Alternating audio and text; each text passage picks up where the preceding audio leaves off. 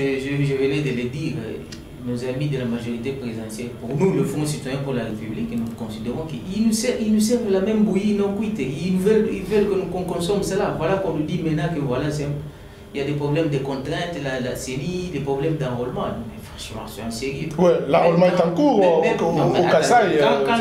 Quand la CENI nous parle de 554 jours, si vous voulez, c'est-à-dire, on enrôle, on convoque l'électorat 2 ans, 3 ans après, les débuts du premier enrôlé, c'est-à-dire depuis 2016. Les nouveaux majeurs vont également s'improviser. Non mais attendez, vous savez au moins le nombre de mots qu'il y aura dans ce fichier-là. C'est un fichier qui ne sera plus fiable. Ils nous prennent pour des enfants. On n'est pas des enfants. Ils savent ce qu'ils font, nos amis de la majorité.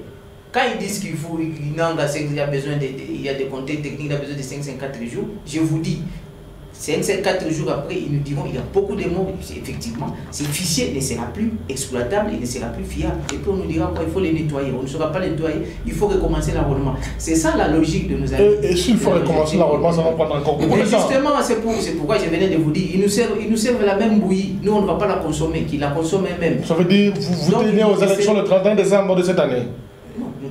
Il est évident que nous tous nous sommes convaincus qu'il n'y aura pas d'élection cette année. C'est une évidence, c'est bien clair.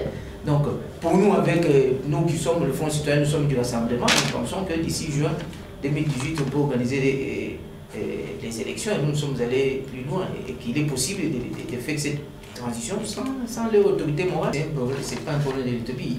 Notre camarade ici mon compatriote de la société civile, il parlait de l'opposition, bon, un problème de professionnels. Non, c'est un problème d'éthique. L'éthique, nous sommes tous soumis à l'éthique, que ce soit nous qui sommes à l'opposition, que ce soit nos amis qui sont à la majorité pour le moment. C'est-à-dire qu'il y a une certaine éthique que nous devons avoir.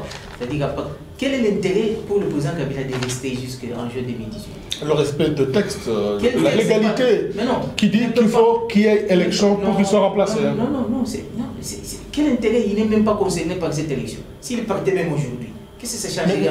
Alors, qui va faire la remise aux prises avec celui qui va venir?